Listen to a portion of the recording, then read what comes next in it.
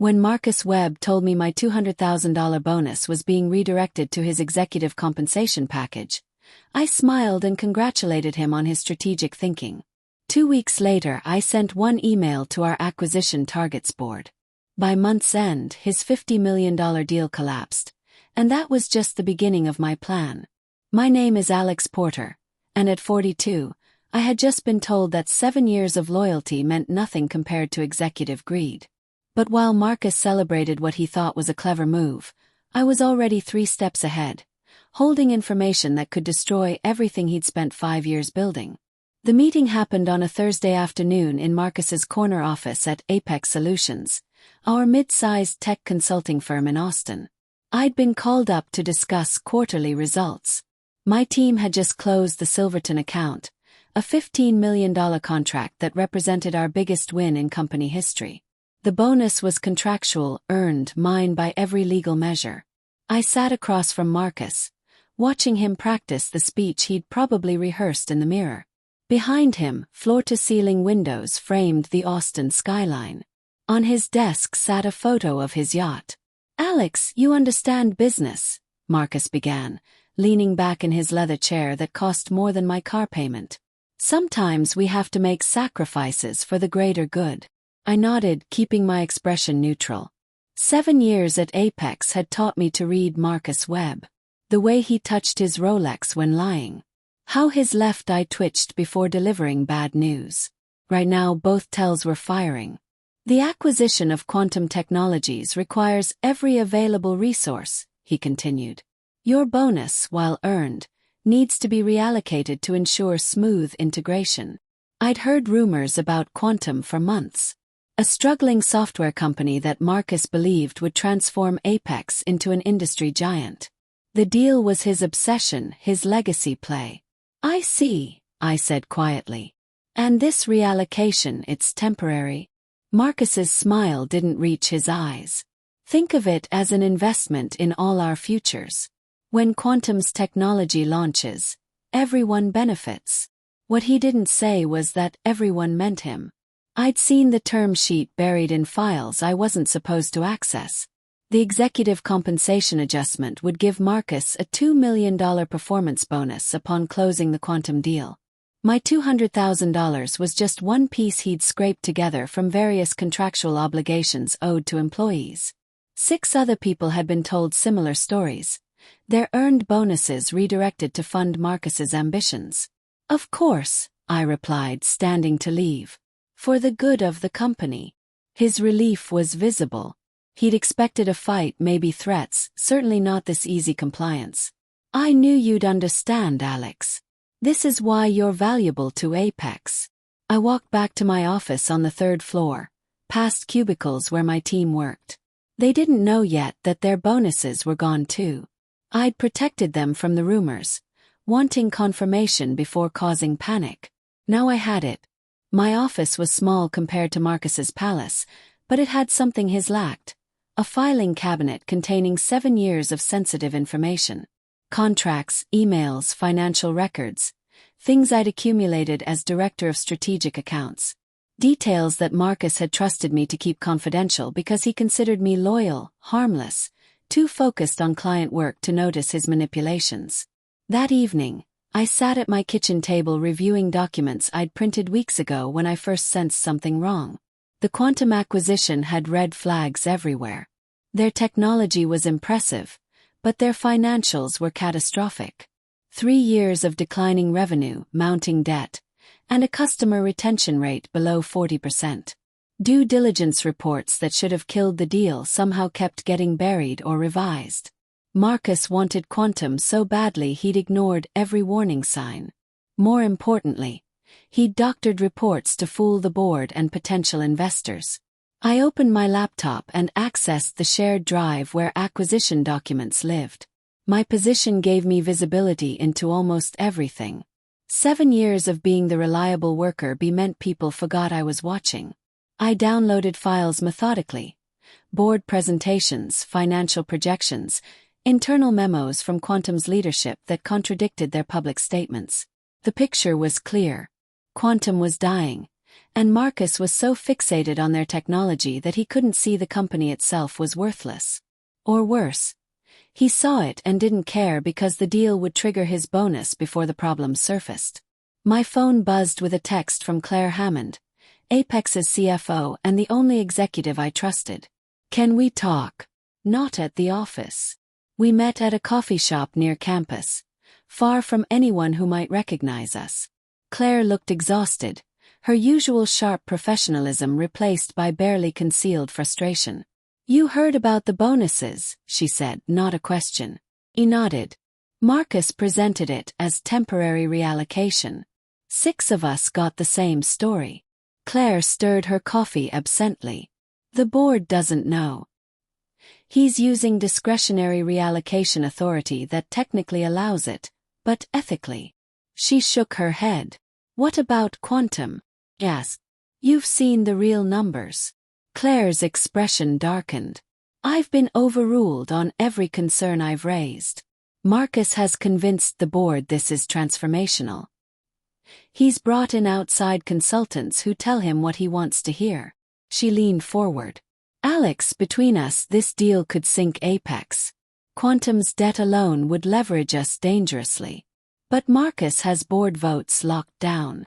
I sipped my coffee, processing this. What if the deal fell apart before closing? Claire met my eyes. That would require someone with access to sensitive information sharing it with people who could stop the acquisition. Someone willing to risk their career. The silence stretched between us. Claire wasn't directly asking me to sabotage the deal, but she was clearly hoping someone would. "Hypothetically," I said carefully, "if information reached Quantum's board showing Apex's true financial position, or revealed problems with how this acquisition was being structured, would that be enough?" Claire considered this. Quantum's board has 3 independent directors who've been skeptical about selling. They've been pressured by their CEO, who's desperate for the acquisition to save his job. But if they had evidence of financial irregularities or misrepresentation, they'd have legal grounds to walk away. A pause. "Hypothetically." I finished my coffee, my mind working through possibilities. "Thanks for meeting me, Claire." She touched my hand briefly. "Alex, whatever you're thinking, be careful. Marcus is vindictive when crossed. But between you and me, someone needs to stop this train wreck before it destroys everything we've built." I drove home that night with a plan forming. Marcus had made a critical mistake when he stole my bonus. He'd given me motivation. But more importantly, he'd underestimated me completely. 7 years of being reliable, quiet Alex meant nobody noticed I'd been documenting everything, building a comprehensive understanding of Apex's operations that rivaled Claire's own knowledge. Over the next 3 days, I assembled my evidence with the precision I usually reserved for client presentations. Every document was verified, every claim backed by primary sources. The file I built told a story Marcus desperately didn't want Quantum's board to know. First, Apex's actual financial position. The public-facing numbers Marcus was showing Quantum were accurate but misleading. He'd shifted debt, reclassified expenses, and used accounting tricks that were legal but deceptive. The company wasn't as strong as Quantum believed. Second, the bonus scandal. I documented 6 employees whose contractual bonuses had been seized to fund executive compensation tied to the Quantum deal. This showed desperate cash management and questionable ethics. Third, and most damaging, I'd found communications between Marcus and Quantum CEO William Drake that revealed both men knew about problems they were hiding from their respective boards. Technology integration challenges that would cost millions more than projected. Client conflicts that would require expensive resolution. Layoffs that were planned but not disclosed. Together, these documents painted a picture of an acquisition built on mutual deception, with executives prioritizing their personal gains over shareholder interests. I encrypted everything and saved it to a secure cloud account. Then I researched Quantum's board composition. 3 independent directors, as Claire mentioned.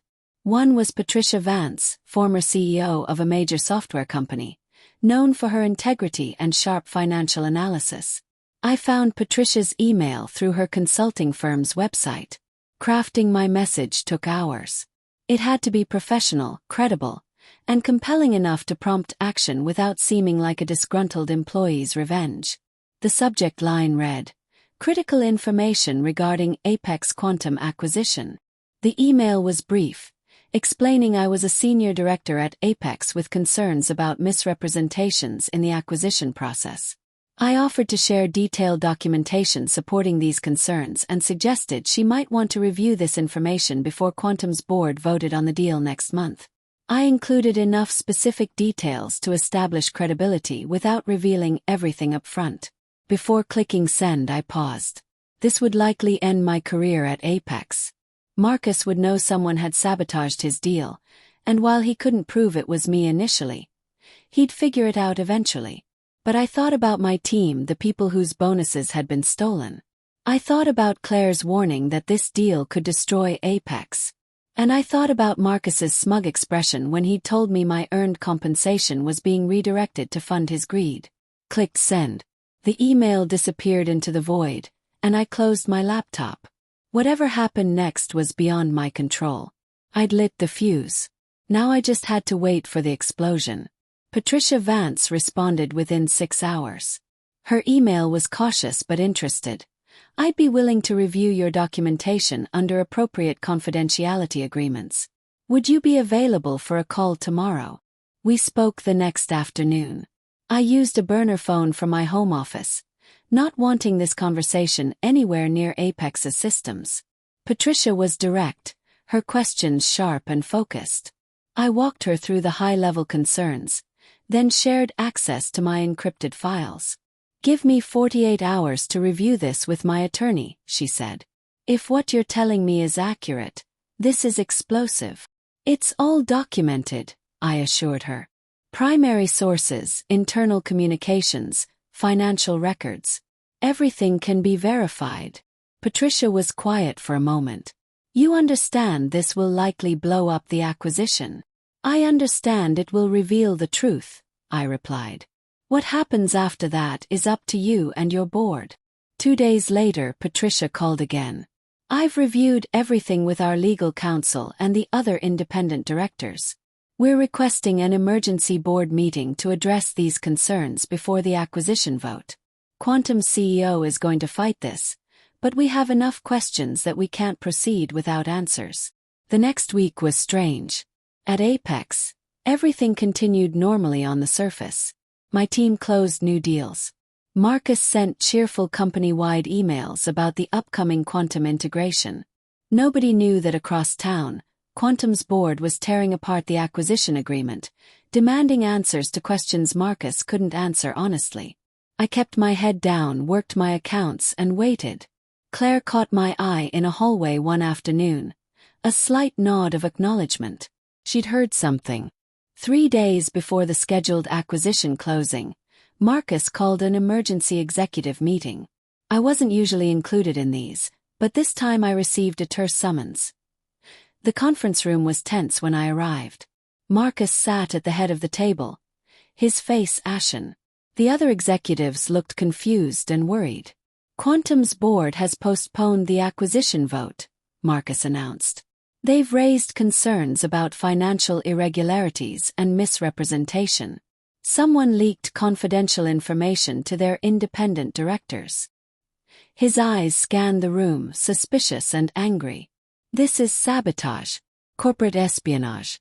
When I find out who did this, they'll face legal consequences." Claire spoke up carefully. "What specific concerns did they raise?" Marcus's jaw clenched. "They're questioning our financial position, asking about employee compensation issues, demanding verification of integration cost projections. Someone gave them internal documents they shouldn't have access to." I maintained a neutral expression while my heart pounded.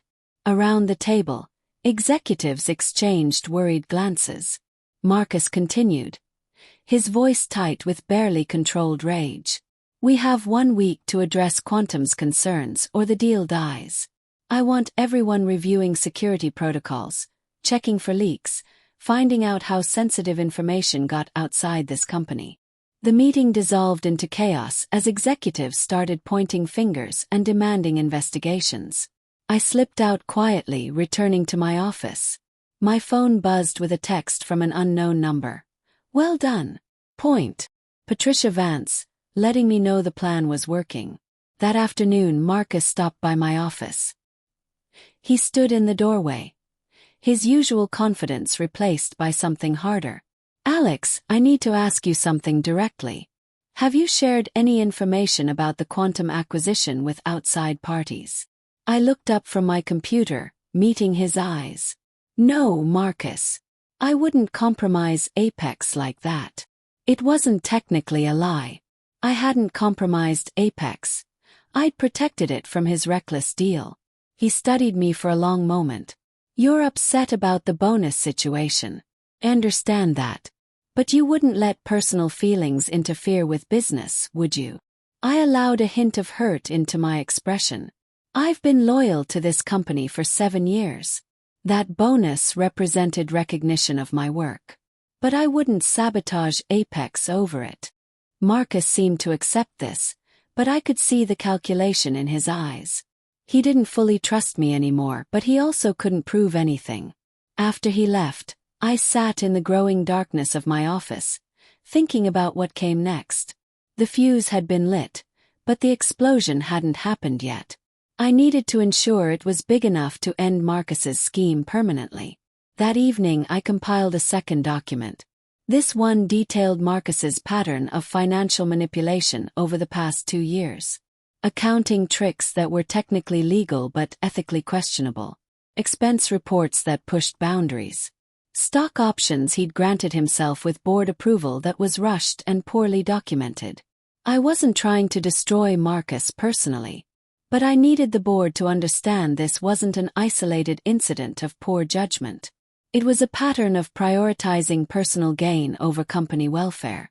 I sent this document to Claire's personal email with a simple message.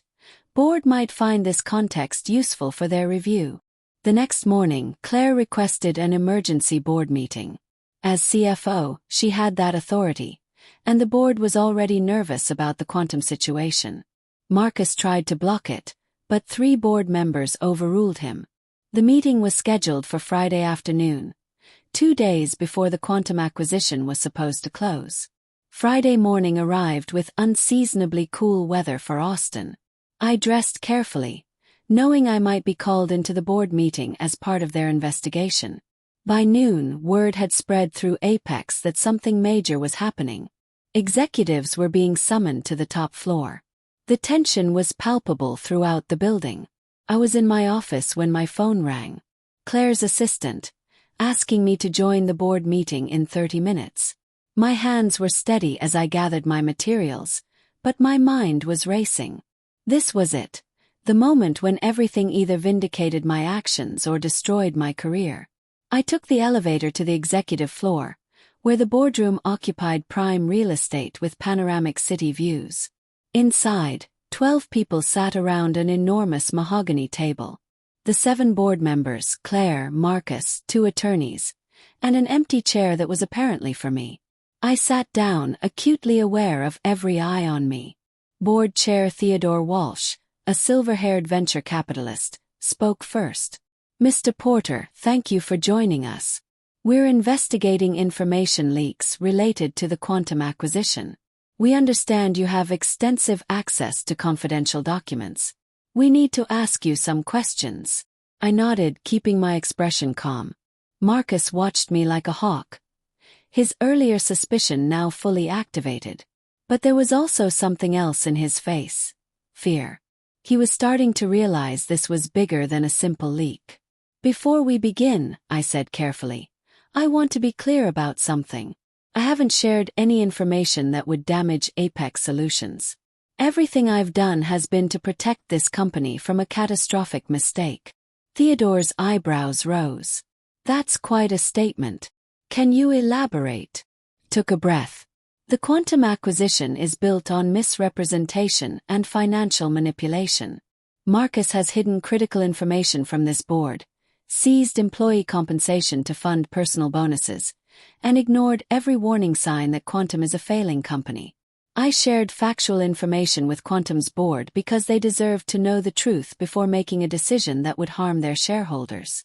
The room erupted. Marcus shot to his feet. This is outrageous. Alex is making wild accusations to cover his own corporate espionage. But Theodore raised a hand for silence. We've reviewed the documents that somehow reached Quantum's board. We've also seen additional materials that Ms. Hammond provided yesterday. Mr. Porter, are you claiming responsibility for these leaks? I'm claiming responsibility for preventing fraud, I replied evenly. Everything I shared was factually accurate, documented with primary sources, and revealed information that both boards had a right and need to know. Claire spoke up. I've reviewed Alex's documentation. It's meticulous and damning. The question isn't whether he leaked information. It's whether Marcus violated his fiduciary duty to this board. Theodore turned to Marcus. Is it true that you reallocated employee bonuses to fund executive compensation tied to the Quantum deal? Marcus's face flushed. I used discretionary reallocation authority that's within my rights as CEO. Those decisions were about optimizing capital deployment. Optimizing capital into your own pocket, I said quietly. 6 employees had contractual bonuses totaling $380,000 seized without proper authorization. The board never voted on this reallocation. You used emergency discretionary powers meant for operational crises to fund personal compensation. One board member, Angela Torres, pulled up documents on her tablet. According to these emails, you promised the board that no employee compensation would be affected by the acquisition costs. That representation appears to be false. Marcus tried to rally. This is a witch hunt based on stolen documents. Alex Porter violated confidentiality agreements, potentially broke laws, and sabotaged a transformational deal because he was angry about a bonus. Theodore's expression was cold. Let's address the Quantum deal directly. Ms. Hammond, you raised concerns about this acquisition months ago. Why didn't those concerns reach us? Claire's voice was steady. My reports were revised or delayed by Marcus. When I insisted on presenting directly to the board, I was told you'd already reviewed the materials and approved moving forward. I later discovered Marcus had presented only favorable analyses while suppressing negative assessments.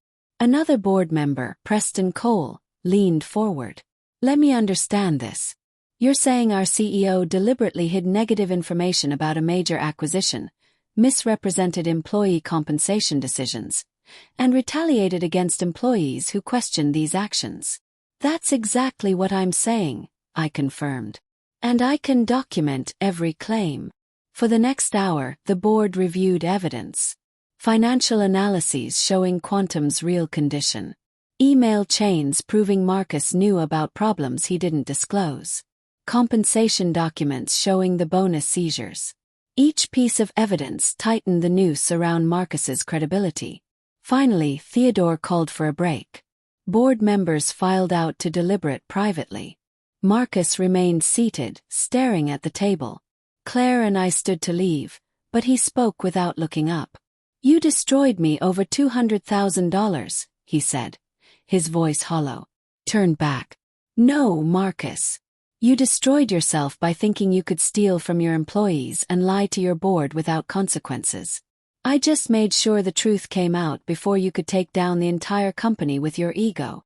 We were dismissed while the board continued deliberations. In the hallway, Claire touched my shoulder. Whatever happens, you did the right thing. I wasn't so sure. My career at Apex was likely over regardless of the board's decision. But at least I'd prevented a disaster. 2 hours later, Theodore's assistant called us back. The board's faces were grim but resolved. Theodore spoke formally. The board has made several decisions. First, Marcus Webb is removed as CEO effective immediately. Second, the Quantum acquisition is cancelled. Third, we're launching a full forensic audit of executive compensation and financial controls. Fourth, all seized employee bonuses will be restored with interest. Marcus's face went white. You can't do this. I have a contract. Your contract has a termination clause for cause, Theodore replied coldly. Misrepresentation to the board, financial manipulation, and violation of fiduciary duty all qualify. You'll be lucky if we don't pursue legal action. Angela Torres added. We'll be issuing a statement that leadership changes are being made to strengthen governance and transparency. The quantum deal's cancellation will be framed as responsible due diligence uncovering concerns. Marcus stood abruptly, his chair scraping loudly. This is because of him, he said, pointing at me. Alex Porter sabotaged everything. Alex Porter saved this company, Preston corrected. While his methods were unorthodox, everything he revealed was factually accurate. You're the one who betrayed this board's trust. Security was called to escort Marcus from the building. As he passed me in the hallway, he leaned close. You'll never work in this industry again. I'll make sure of it. I met his eyes calmly. Maybe. But you'll be remembered as the CEO who tried to defraud his board and steal from his employees. I'm comfortable with how this turned out. He left and I never saw him again. The board asked me to remain. Back in the conference room, Theodore's expression softened slightly. Mr. Porter, we need to address your actions. You violated confidentiality agreements by sharing internal documents with outside parties. Legally, we could pursue action against you. My stomach tightened. I understand. However, Angela interjected, you acted to prevent fraud and protect shareholder interests. The information you shared was accurate and necessary for informed decision-making by Quantum's board. We're not inclined to punish someone for revealing the truth. Theodore nodded. That said, we can't simply ignore the violations. We're prepared to offer you a choice. You can resign with a generous severance package and neutral references, or you can stay and work under Claire's leadership as she assumes interim CEO responsibilities. I blinked surprised. Stay. Claire smiled. The board recognizes your value to Apex. Your client relationships are strong, your team is loyal, and frankly, we need people who prioritize company welfare over personal advancement. If you're willing to work with me to rebuild trust and strengthen our operations, I'd welcome your continued leadership. I took a moment to process this. I'd expected termination, possibly legal threats. Instead, I was being offered redemption. I'd like to stay, I said. Apex has been my home for 7 years. I want to help fix what Marcus broke. The board members seemed relieved. Then it's settled, Theodore said. Your bonus will be restored, along with those of the other affected employees. We'll also review compensation structures to prevent future manipulation. Over the next month, Apex underwent significant changes. Claire's promotion to CEO was made permanent after a board search concluded she was the ideal leader. She immediately implemented new financial controls and transparency measures. The forensic audit revealed Marcus had been manipulating numbers for over 2 years, though nothing technically illegal was found, just ethically questionable decisions stacked on top of each other. The 6 employees whose bonuses had been seized were called into Claire's office individually. She apologized personally and handed them checks that included their original bonuses plus 10% interest. When my turn came, Claire added something extra. The board voted to give you a special recognition bonus, she said, sliding an envelope across her desk. Inside was a check for $250,000. My original bonus plus an additional amount recognizing my role in preventing the quantum disaster. This doesn't fully capture what you did for Apex, Claire continued. You risked everything to protect this company. That's the kind of integrity we want to build our culture around. I looked at the check, thinking about how this had started with Marcus stealing my $200,000 bonus. The money was nice, but what mattered more was the principle. Claire stood and extended her hand. I want you to know something, Alex. When I became CFO 5 years ago, Marcus made it clear he saw me as a necessary nuisance rather than a strategic partner. He dismissed my concerns, overruled my recommendations, and made me feel like my expertise didn't matter. What you did, Claire continued, gave me the evidence and courage to stand up to him. You showed the board what I'd been seeing for years but couldn't prove. So thank you not just for saving Apex, but for validating that speaking truth to power matters. We shook hands, and I returned to my office feeling lighter than I had in months. My team was waiting, curious about my meeting with Claire. So, my deputy director asked carefully, "Are we getting our bonuses?" Smiled. "Check your accounts tomorrow." Claire's processing everything personally. The relief in the room was palpable. These were people who'd worked incredibly hard, earned their compensation, and been betrayed by someone they trusted. Seeing them get justice felt almost as good as my own vindication. Word spread through Austin's tech community about leadership changes at Apex. Rumors flew about what had really happened. Marcus tried to control the narrative through connections at industry publications, painting himself as a visionary CEO pushed out by small-minded board members. But too many people knew the truth. Claire gave a candid interview to the Austin Business Journal explaining that Apex had narrowly avoided a catastrophic acquisition due to improved due diligence processes. She didn't name me specifically, but people connected the dots. My phone started ringing with recruiters, executives curious about what had really happened, and former colleagues congratulating me for standing up to Marcus. 3 months after Marcus's removal, I received an unexpected call. Patricia Vance, the Quantum board member I'd originally contacted, wanted to meet for coffee. We sat in the same shop where Claire and I had planned the initial moves against Marcus's scheme. Patricia was direct as always. "I wanted to thank you personally. The information you provided saved Quantum from a disastrous merger. How's your company doing?" Yes. We brought in new management and focused on operational fundamentals rather than desperate acquisition schemes. "We're stabilizing." A pause. "Our new CEO asked me to reach out to you about a consulting opportunity. We need someone who understands both the technical and ethical aspects of business operations." I listened as Patricia outlined a role helping Quantum rebuild trust with clients and investors. It was tempting. A fresh start, recognition for my integrity. But something held me back. "I appreciate the offer," I said. "But I think I need to stay at Apex. There's still work to do rebuilding what Marcus damaged." Patricia smiled. "That's exactly the answer I expected. The offer stands if you ever change your mind." After she left, I sat thinking about the journey from that Thursday afternoon when Marcus stole my bonus to this moment. The path had been risky, stressful, and uncertain. But it had also been necessary. Sometimes standing up for what's right requires sacrificing comfort and security. The 1-year anniversary of Marcus's removal brought unexpected closure. Apex's annual performance had exceeded projections. Claire's leadership had restored stability and trust. The clients I'd worried about losing during the chaos had instead deepened their relationships with us, impressed by our commitment to ethical operations. The board threw a small celebration in the office, recognizing the team's resilience. During her speech, Claire publicly acknowledged the employees whose courage and integrity helped guide Apex through challenging times.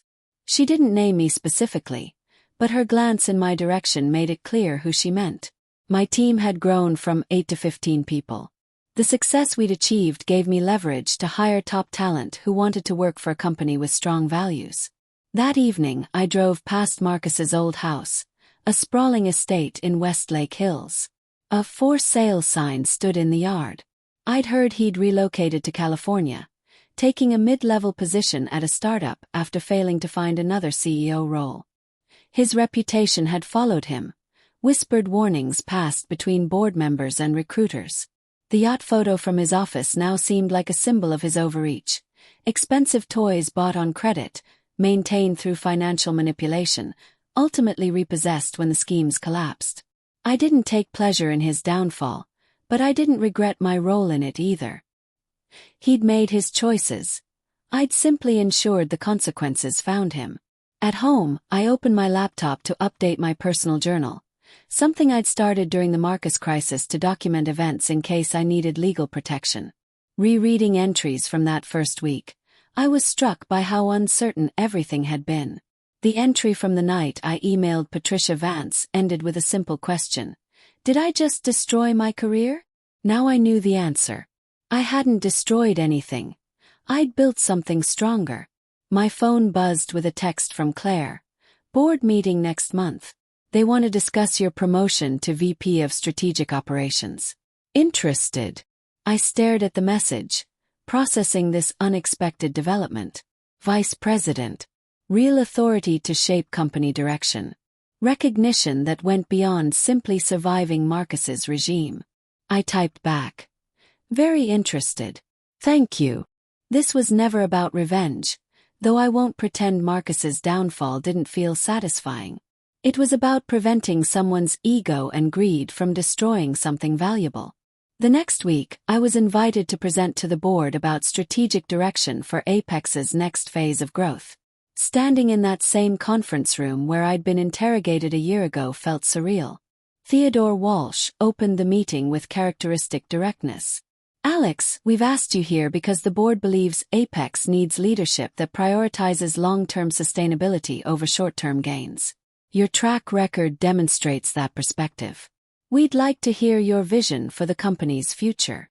I walked them through ideas I'd been developing: sustainable growth strategies, client relationship deepening, employee development programs that would reduce turnover and build institutional knowledge.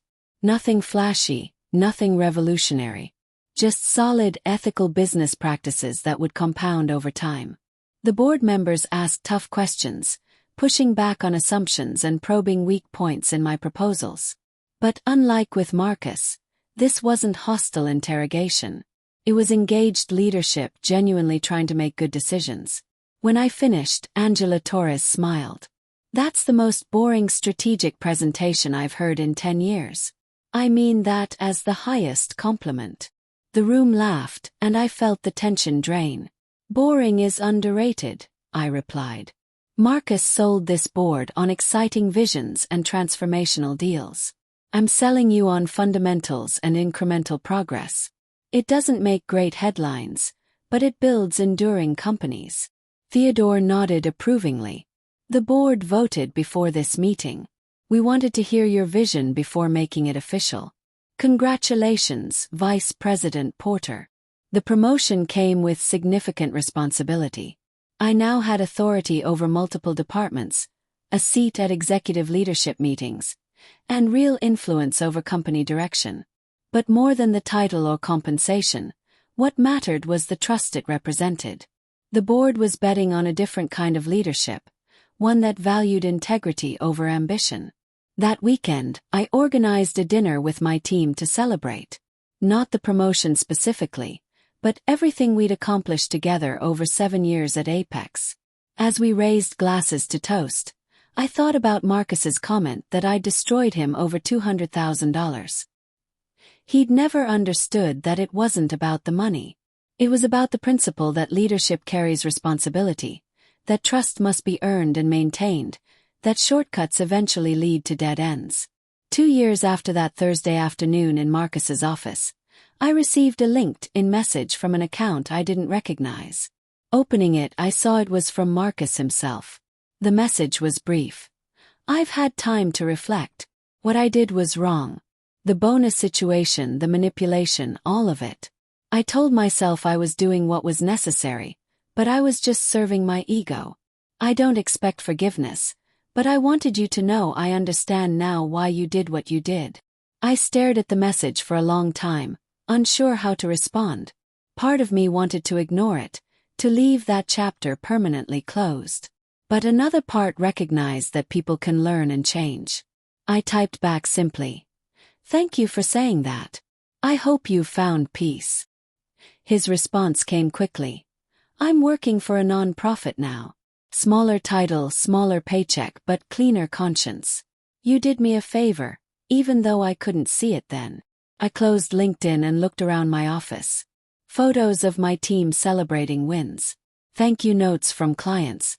A framed copy of Apex's updated mission statement that Claire had developed with employee input, emphasizing integrity and sustainable growth. None of this would exist if I'd stayed silent that Thursday afternoon, if I'd accepted Marcus's theft and manipulation as just how business works. The cost of speaking up had been high. stress, risk, uncertainty about my future. But the cost of silence would have been higher. Apex might have collapsed under Quantum's debt. Employees would have continued being exploited. Marcus's pattern of ethical shortcuts would have escalated until something truly catastrophic occurred. Sometimes the right choice isn't the easy one. Sometimes protecting something valuable requires risking everything. And sometimes, the best revenge is simply ensuring that truth wins over deception. I never set out to destroy Marcus Webb. I set out to protect Apex Solutions and the people who depended on it. That he got destroyed in the process was simply consequence meeting action. As I locked my office that evening, I passed the conference room where this had all come to a head. The empty space seemed to hold echoes of that tense board meeting, of Marcus's angry accusations, of my decision to stand firm on principle. I smiled, turned off the light, and headed home. Justice, I'd learned, isn't always dramatic. Sometimes it's just making sure that actions have consequences and that integrity matters more than ambition. And sometimes, canceling one deal at the right moment saves everything that truly matters.